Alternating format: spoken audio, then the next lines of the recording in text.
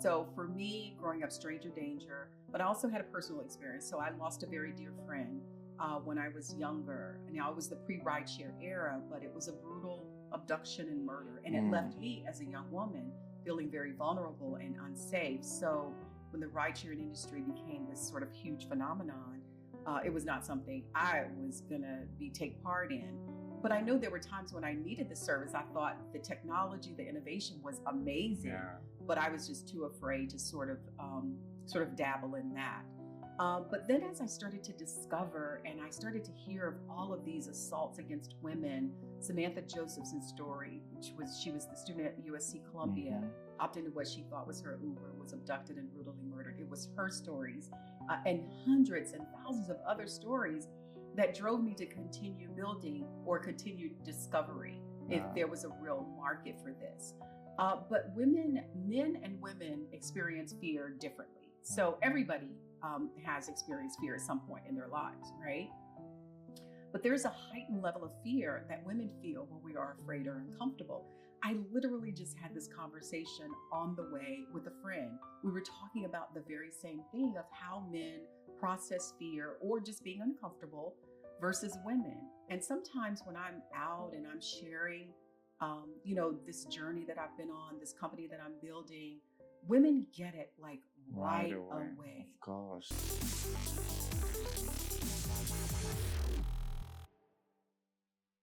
Kimberly, welcome to MPCX. How are you? I'm well. Thank you for having me. No, thank you. Thank you for making the time. I know you are a very, very busy woman. So I'm so, so grateful that you made the time for this conversation. I'm looking forward to it. Me too. My pleasure. I'm always going to make time where I see there could be a great opportunity to share. So I'm glad to be here. Good.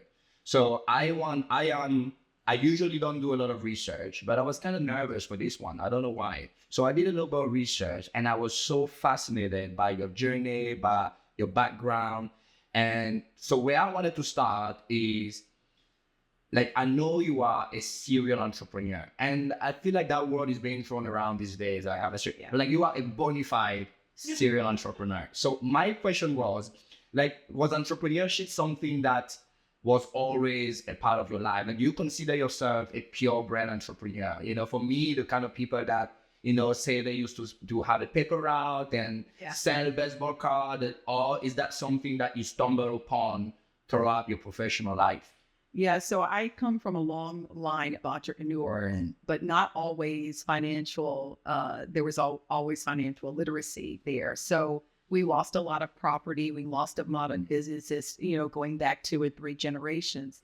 But we always had this entrepreneur spirit. So as a young girl, like 6, 7, 8, like I always thought that I could take Mr. Williams out in all the corner store. So I would set up lemonade stands, cookie stands right on the corner. And I literally thought I could take him out. I could just kill his business. But so the entrepreneur spirit has always been a part of my life, even as a young girl, I'll say. Yeah, I had a feeling that would be your answer. Like, I just had a feeling that you were those people, one of those people that like sold the Girl Scout cookie and started the Yes. yeah. So I know you mentioned it was part of just the family DNA. Yes. But like in your early years, who do you remember was most supportive and encouraging of this curiosity and this mindset of yours? Actually, no one. We had this lost generation of our forefathers, our foreparents being landowners and entrepreneurs and store owners. But somewhere along the line, there was a generation lost. So it wasn't taught to me. Mm. I had to learn it. I come from humble beginnings, very, very meager beginnings. And so these things weren't encouraged. They were talked about, but they weren't encouraged. And so, but I always had it in me. Like I had this little fire in me that was saying, I'm going to do it different. And so, but I will tell you this, I had godparents. I was fortunate enough to meet older people who had never had children. They were pillars in the community. They were considered to be very well-to-do Black people. They never had any children. And so they took me and my sister, who were 15 months apart, and I saw a different side. I saw what life could be like. And so it was because of them. I do believe, even though they had careers, they worked as like in the insurance industry and the banking industry. But I had an opportunity to see what the other side could be like. And I think out of that, maybe some of that entrepreneur was sort of, continue to be birthed that way. So that was certainly like a critical meeting and a critical milestone in your life story. What are some of those other critical moments that will allow us to really understand the path that led you here? Yeah. So I think my desire to want better, because again, I grew up in a household where there was alcoholism, there was physical and psychological abuse. Education was not a priority. There was young teenage my siblings, teenage parents, married early, divorced, and so there was a gamut of things that happened that could have easily stopped me. But I did. Through my godparents, I had an opportunity to see the other side. But it was my desire to just want to do something different. I almost feel like sometimes that I was chosen, or I was the one that kind of made it out. And so that sort of pushed me and led me, because once I saw the other side and I thought, oh, people do this, they live like this, they have this, I want that. And so that sort of pushed me to continue moving forward. I really hate this idea that people usually have, that when a few people make it out of really tough and difficult and challenging situations, like I hate the people that say, well, if they can do it, anybody can do it. It's this idea of like, these are exceptional human beings. But what I do find out about those few people that do make it out of really traumatic and difficult conditions is that those conditions almost give them a kind of superpower that makes them an unstoppable force in this world. So have you been able to reflect back in your childhood and how that upbringing that you just described, like what are the superpowers that came out of that experience? Well, it took me some time to sort of heal through a lot of that, because as a young girl, seeing the other side, I felt that I was living sort of this life of fake or phony, kind of like I felt like I wasn't being my authentic self. But I knew there was something in me that kept saying, there's more to the story. There's more to you than just this. And I just wanted to just do life different. I wanted to be able to have a different life, to have a different path, a different journey. And so it was those times, those really hard times, where I can remember where there was no food, there was no electricity. And I'm not talking like 50, 60 years ago. I'm talking about coming up in a space where there was some really, really hard times. And I was determined that that wasn't going to be my life. And it wasn't going to be the life of my children at that time. Didn't have children. But as a young woman, I was always ashamed that I was ashamed of where I had come from. But I knew that shame, I didn't want that shame to sort of stop me. I wanted it to sort of propel me to do better and to be better. And so that has given me sort of the superpower to be like, hey, I'm going to do it better for myself, but I'm not just myself, but I'm going to do it better for others too, the people that I come in contact with. And so that's the thing that has sort of driven me and given me sort of a superpower. Yeah. So I know looking back, it's clear to you that you always had the entrepreneurial spirit. Yes. But like, was there a moment when you like acknowledge and recognize that you were an entrepreneur? Like, when did you finally say, I am an entrepreneur? And what was that moment for you? Yeah, so it started, I was going to community college. I was working 2 jobs, and I landed this really great job at the Postal Service. I ended up spending 21 years there, but I discovered that it was what I did not want to do. And so I decided, probably in the early 90s, that I was going to sort of explore more of this entrepreneur journey. And it was really the fact that I didn't want to do what I was doing. I just didn't see myself doing it forever, like retiring or spending 50 years there, that I was like, I'm going to take a different path. And so, yeah, that was one of those things that drove me to sort of step out and say, hey, just try it. Don't be afraid, do it scared, just step out and see what, where you land. And so it was almost like I knew what I didn't want to do to get to what I really wanted to do, if that makes sense. So what was that first step into entrepreneurship? Like, what did you do? Yeah. research, learning what entrepreneurship was all about. I knew that it was very different than being a business owner. I knew that you had to be cut from a different cloth. I learned very early on that it was risky, that typically entrepreneurs take a lot of risks, and a lot of times it doesn't pan out. But for me, it gave me the opportunity to create. Like, it gave me the opportunity to figure out what I'm good at. And I didn't care about the failure. I was just like, I'm going to try this. If it doesn't work, I'm going to try something else. And so for me, it was sort of that path. And so I was figuring it all out. So I learned a lot, read a lot, and I learned very early on the importance of putting together great teams. And I learned how to operate. Even like, I remember just thinking about like my very first business. A lot of people thought that, from the outside, this is like a Fortune 500 company, like what you're doing here. On the back end, they had no idea, because I've always operated in excellence. I learned that very early on. I love No matter that. what you do, just do it in excellence. And so putting together great teams, looking the part, I will say, kind of, when you look good, you feel good. Isn't that what Deion Sanders said? You look good, you feel good, you perform. So, so that was kind of my path there. Well, I'm so glad this is being recorded, because I feel like I should have a notepad right now just taking notes.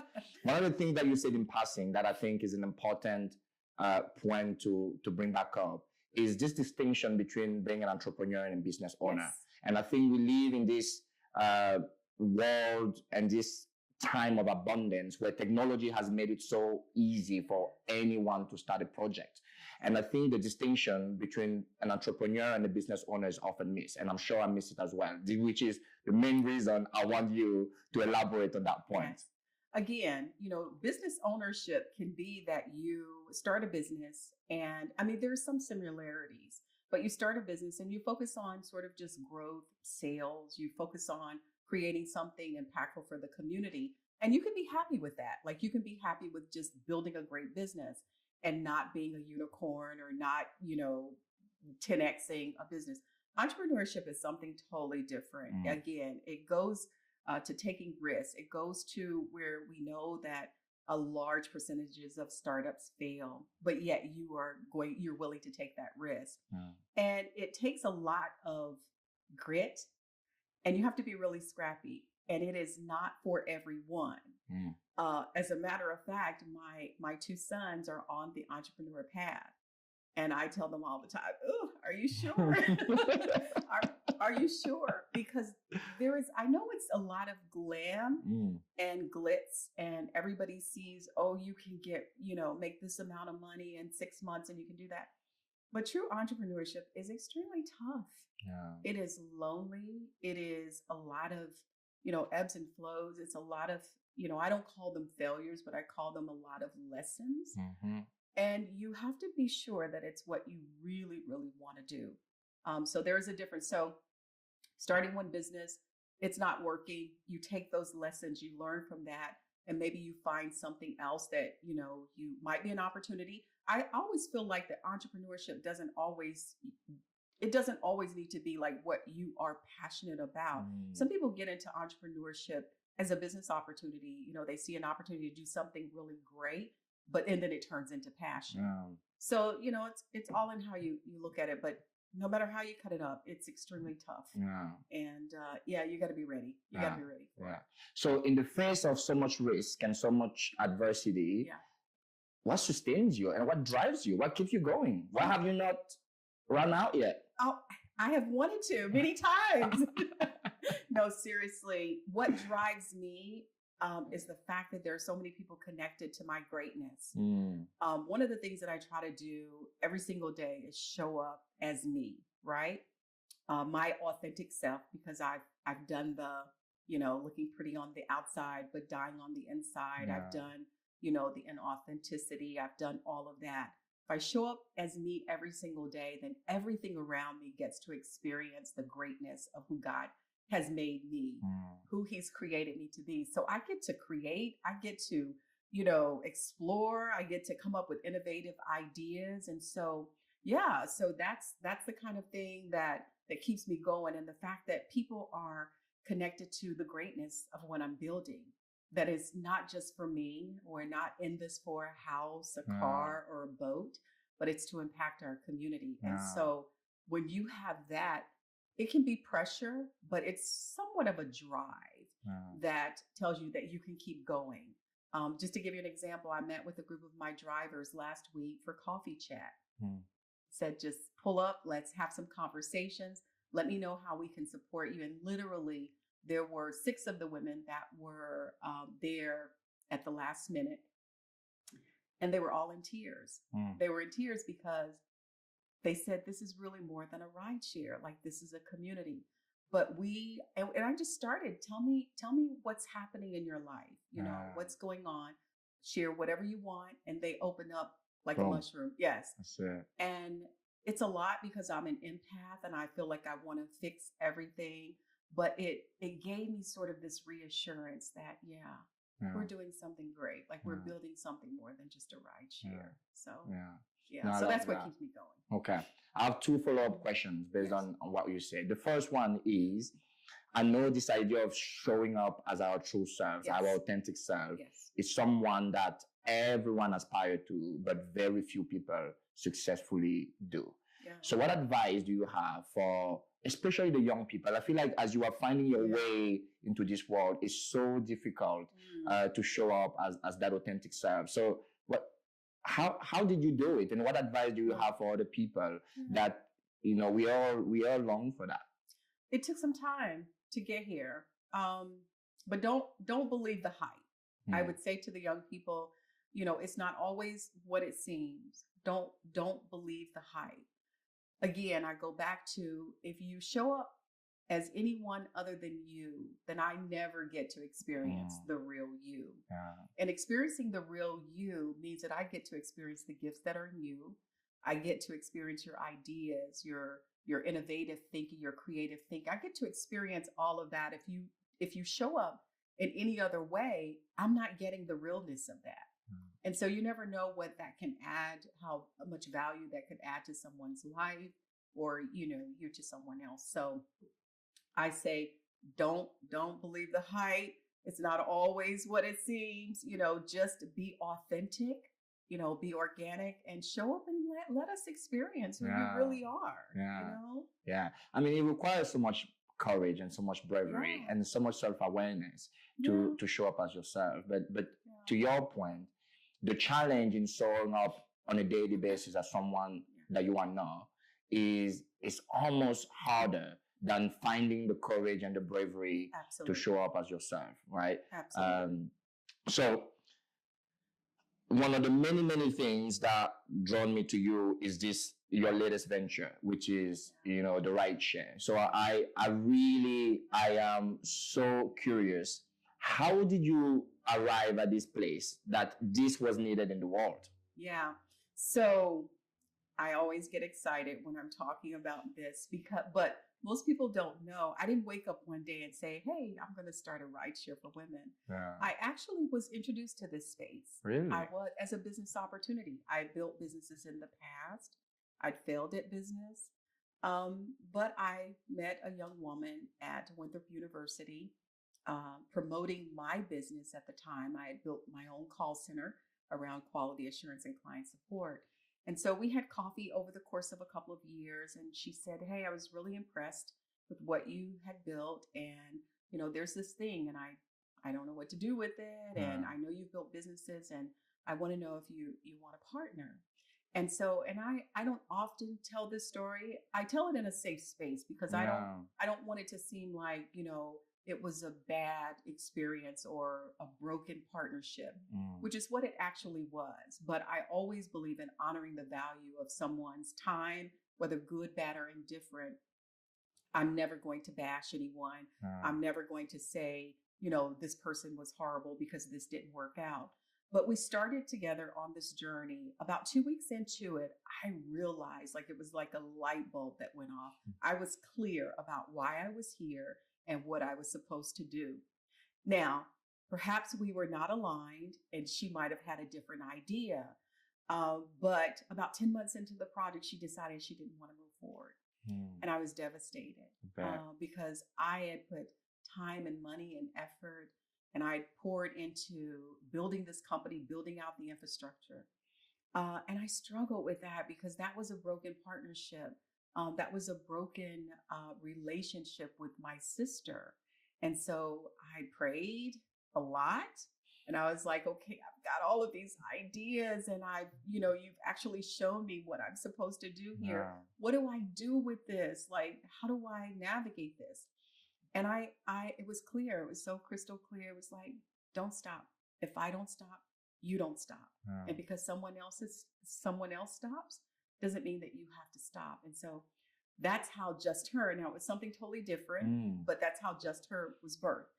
And when I birthed it around, I knew it was going to be around a huge social impact, because that was where I fit in the beginning. I knew that I was going to impact lives of women, not just providing transportation where there was limited mobility, but I was going to be changing women's lives. So it was like business, social impact, and a little bit of ministry in there as well, if you will. Yeah. So, yeah. So was the idea from the start always centered around creating a community and a platform for women and for women to be safe?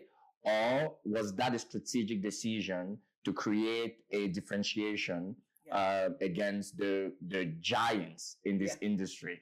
So 2 questions I asked her when we met. I said, what's going to differentiate us from the industry leaders? And she said, well, perhaps it could just be women only. And I said, okay, that's going to be tough, but it's doable. And then I asked her, if we built this company and there's a potential exit, would you be open to exit, to sale, And she said yes, because I knew that I was at an age where I was moving into this space where I couldn't build a company for 20 years. So I was looking for opportunities. But also, here's what was interesting. It resonated with me, which is why I caught hold to the idea like right away, because I had never taken a rideshare without my husband, because I grew up stranger danger. And so because of my fear factor and being uncomfortable, I was like, okay, I'm my own customer, and I know that there are other women out there. So the idea started there in terms of the service, right?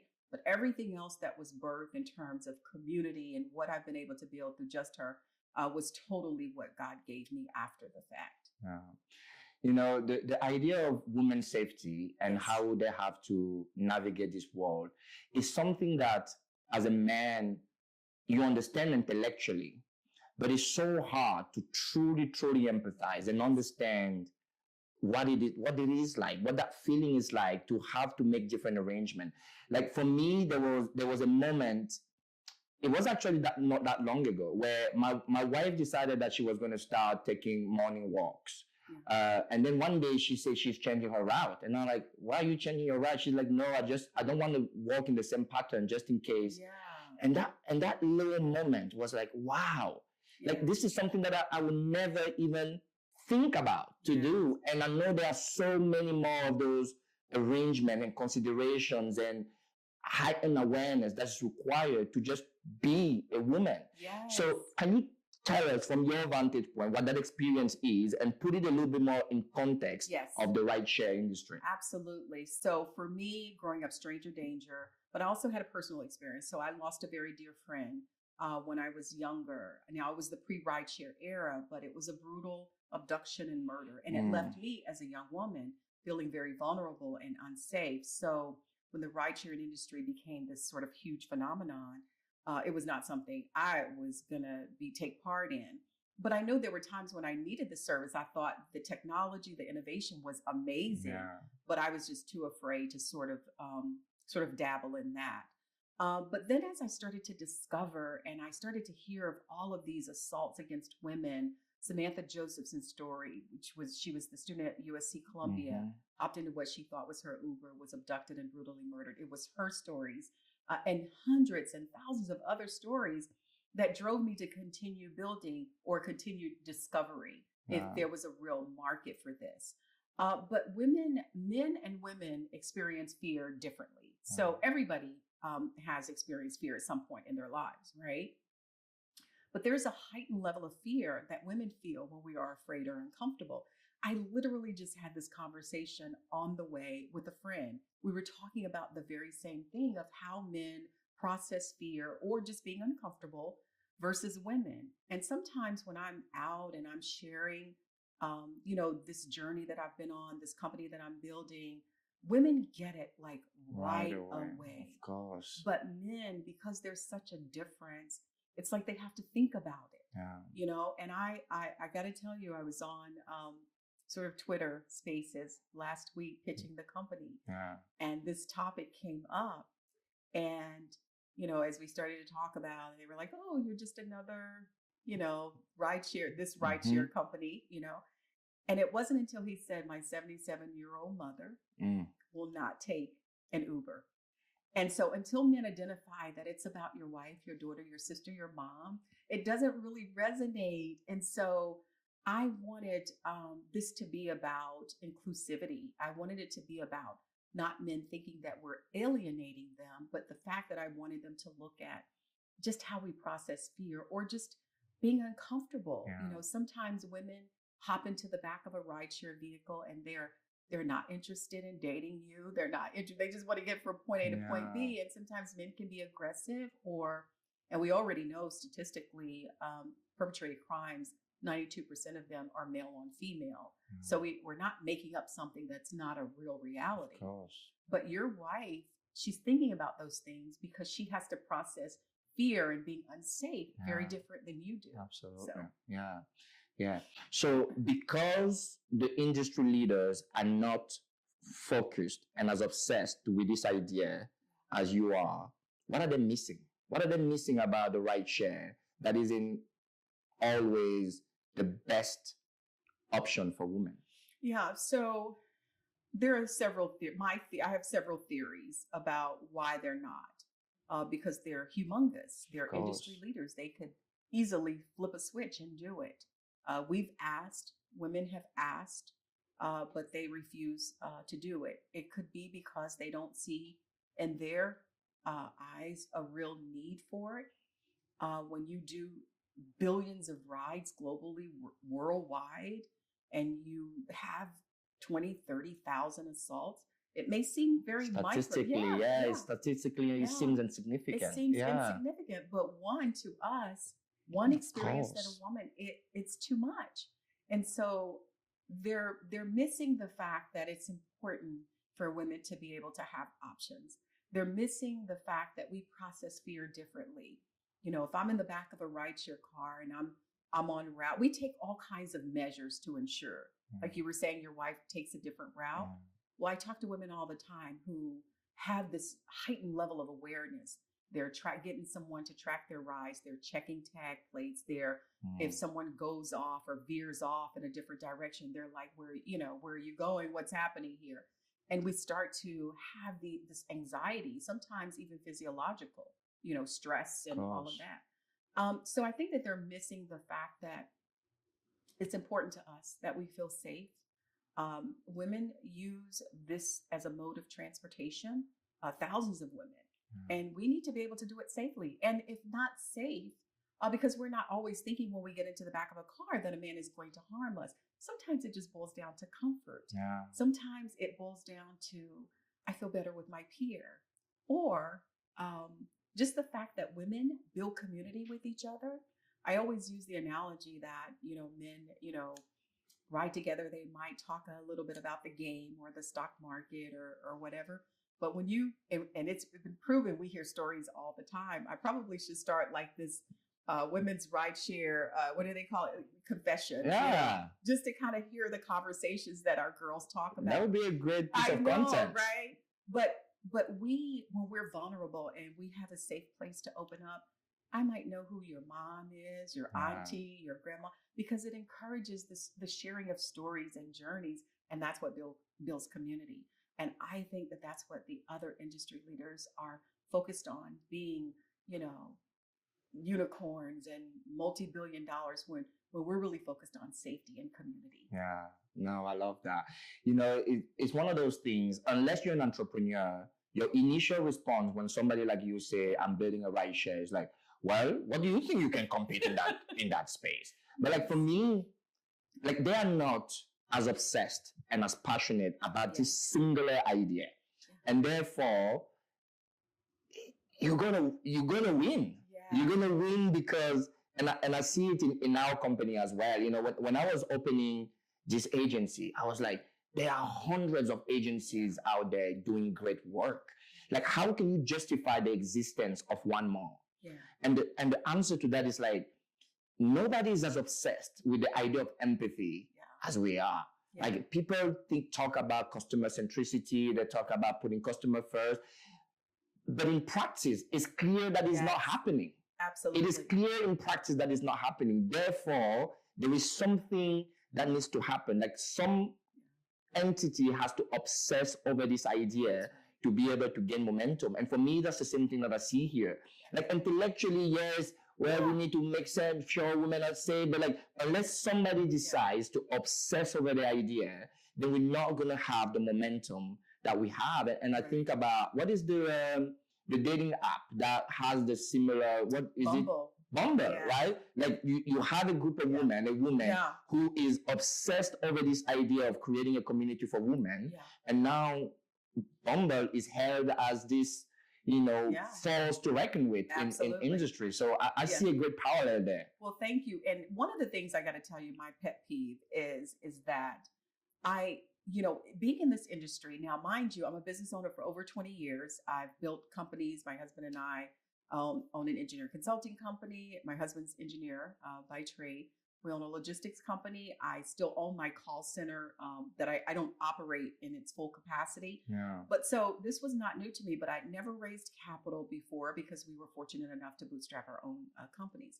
But when I got into this space and I started to learn, I did the work and I learned what it was like, what I needed to do. But one of the things that really, really bothered me, and just it's my pet peeve, is that there, in particular in our communities, in, you know, people of color community, the goalpost moves every single time, and they always expect you to be a disruptor, right? For us. But like you said, there are 1,000 marketing agencies on every single corner. For me, the difference is learning how to take care of your customers. See, I learned that years ago in building my call center, that the customer, one call resolutions, taking care of the customer was the utmost importance, which is why we have live customer and driver support. Our customers now cannot believe that they can pick up the phone, call, and get someone. But it's important to me, and that makes the difference. So I don't buy into this theory that you always have to be number one. Like there can only be one Google or one Apple or one Uber, or I don't buy into that, because if that were the case, where there's Coke, there wouldn't be Pepsi. Of course. And then there's also store brand cola that does very well. And I always say, you know, if there are 4 companies, number 4 and number 3 can join together and kick number 2's butt, right? And if you were really looking for companies to, you know, be these great unicorns or whatever, I think it's unfair because there are so many great businesses that are being developed and created that never have an opportunity because somebody is always comparing them to what another company did or did not do. When I think it boils down to letting the customer choose. You know, I think it boils down to, let's compete in the same marketplace. I'm not trying to be you. You're not trying to be me. Let's just both offer great services, and we will see who does a better job at it. You know, so. I mean, for me, this is a layer of this empathy-led.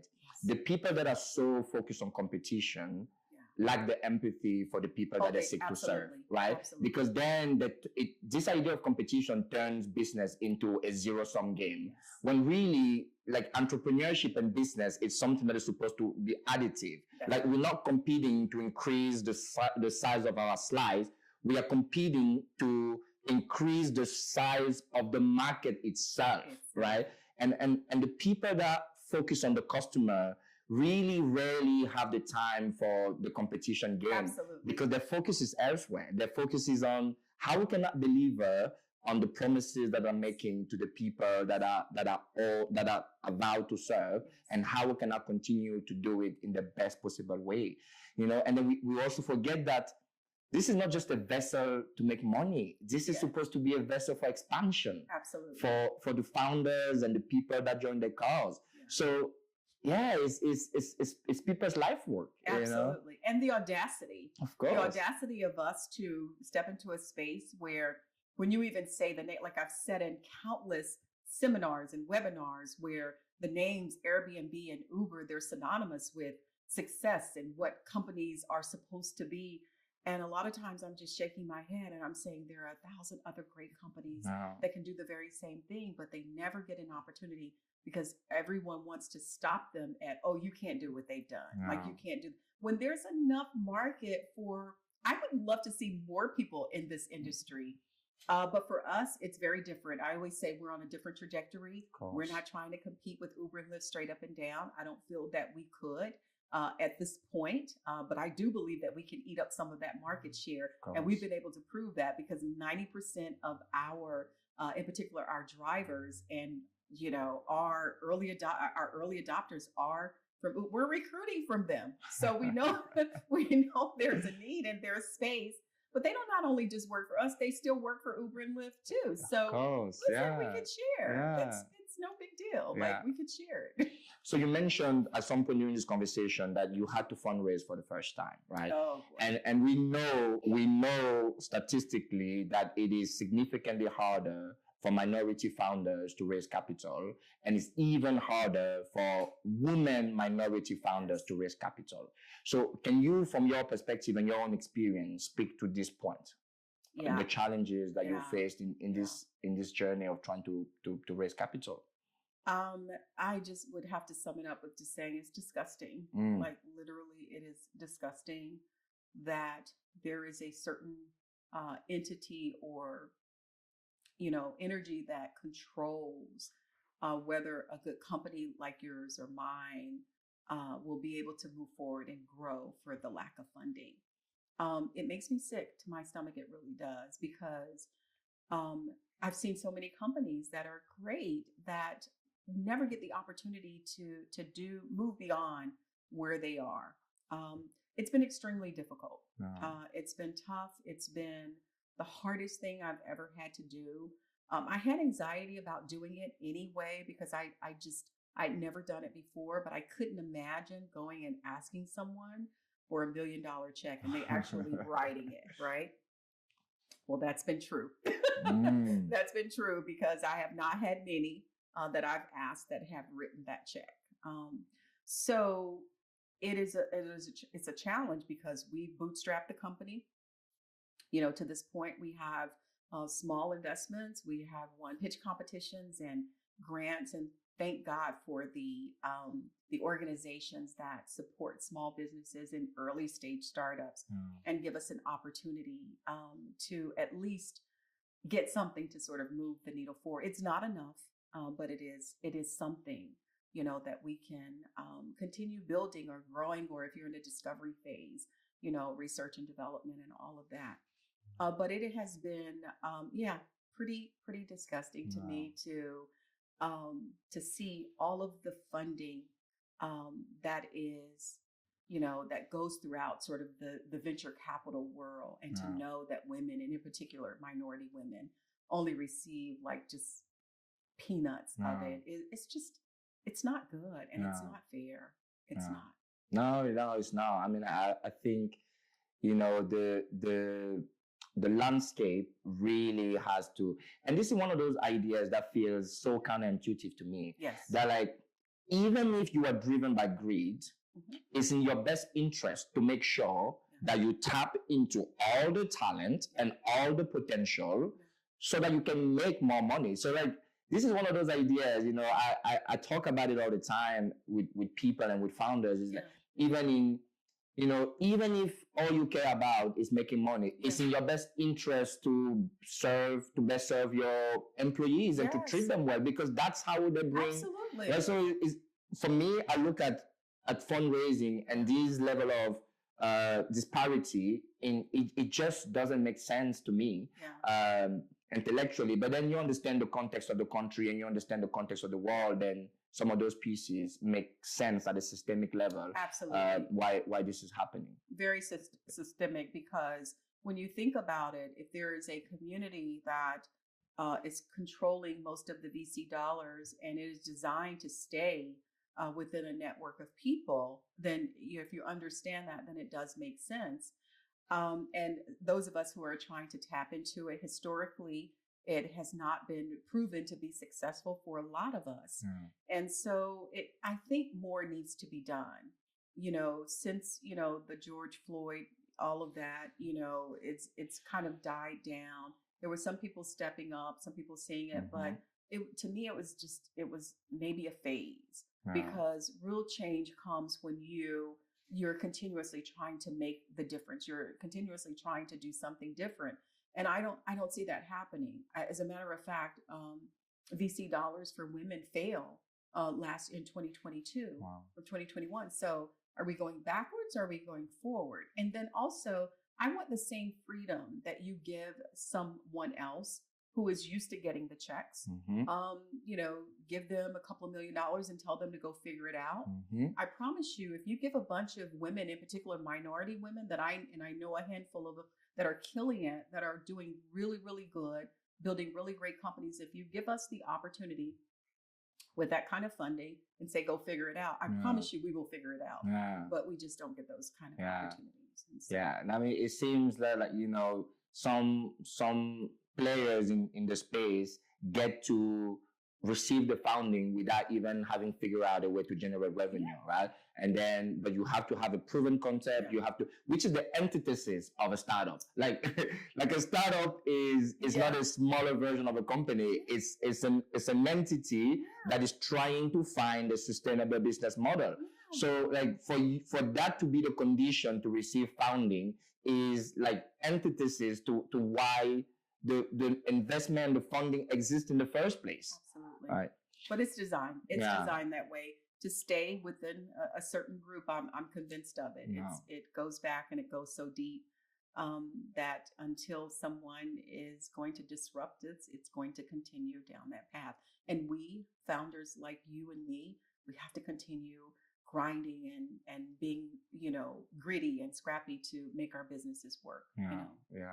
I mean, I think ultimately, the silver lining of all of this is that those that make it, there is no doubt about their quality because of all they had to overcome, right? Absolutely. They had to be so creative, so gritty, so innovative, so courageous, that the ones that make it are the real deal. Absolutely. Because of just how much of an uphill battle it has been for them. And, I used to work at Wingate University, and that used to be my advice to young students.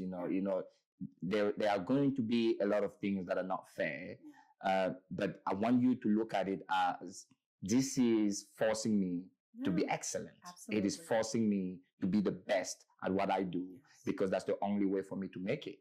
But, the silver lining is that you get to be the best at what you do. Absolutely. And your impact in the world is just amplified because of that. Yes. And you get to have the joy of knowing that you had to work really, really hard to get there.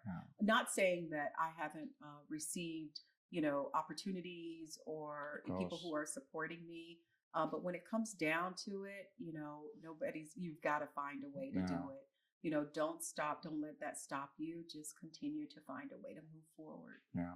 So you mentioned earlier that you had a check-in coffee with the team, and that your opening question was really to ask them what's going on. What is it so important for you to understand, like what's going on in their life?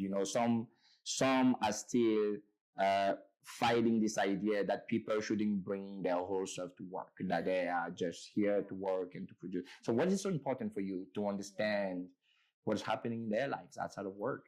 Well, I do believe in boundaries. I am an empath by nature, so sometimes taking on a lot of that. But when you are community focused and when you are impact focused, then our drivers are somewhat like our customers in a way. Like we have to keep both sides happy, because if we don't have drivers, we cannot, take care of customers.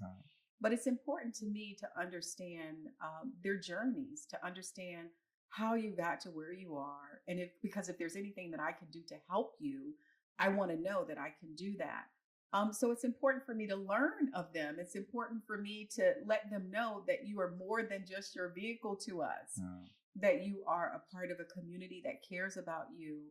You're part of a community that wants to see you win. Like, it's not just, if you want to just do the gig economy and just make your money and do all of that, we support you. Go and do that. But for those women who want to get tied into something more than just that, that's what we're offering. And so it's important for me to, to find out and let them vent and share their stories. And so if there's anything we can do, like we have a community platform, Just Her Hub. It's a place where we connect and engage, support each other. But we also partner with nonprofit organizations that support women's social issues. So you never know. We might hold the key to someone eating for the day or someone, getting gas for whatever. I just always believe closed mouth don't get fed. So you never know what somebody's going through. You might hold the key to, to taking care of someone. So it's important. So we are unfortunately coming to the end of this conversation. So what's the best way to connect with you? If somebody wants to join the cause, if somebody wants to become a driver, if somebody was touched by our plea for funding and want to reach out, like what's the best way to do that? So you can always visit our website, justherrideshare.com. You can get in touch with us that way. Follow us on social media at Just Her Ride. On the website, we have information how to become a driver. You can obviously go to the App Store, Google Play, and download the app to get started.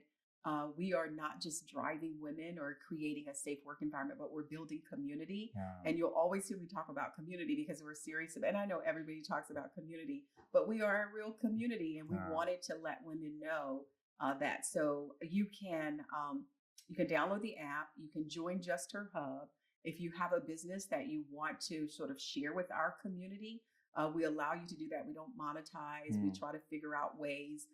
We gave our drivers, we give them gas cards and food cards. We try to pull from organizations to help us, because again, we are providing transportation wherever there is limited mobility.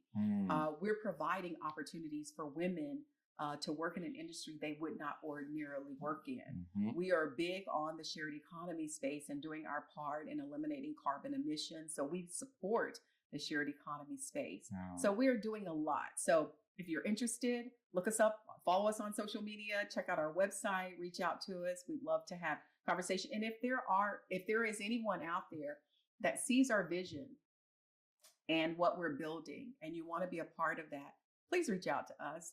We don't take anybody though. We know all money is not good money. But as long as you're aligned with our vision and that you're in it for the right reasons that we're in it for, yes, we all build businesses to make money, but there's so much more than just making money. There's so much social impact. So, check us out. Well, as expected, this has been an incredible conversation. I'm always trying to figure out how to measure success of the podcast. Is it working? Is it worth the time? Is it worth the resources that you allocate when you at the same time try to build a business? But conversations like this just sustain me and inspire me. And for that reason alone, I feel like I should continue this. Kimberly, thank you so much for your time and thank you for being on the show. You're welcome. Thank you so much for having me. It was a pleasure spending time with you today. Of course. Thank you.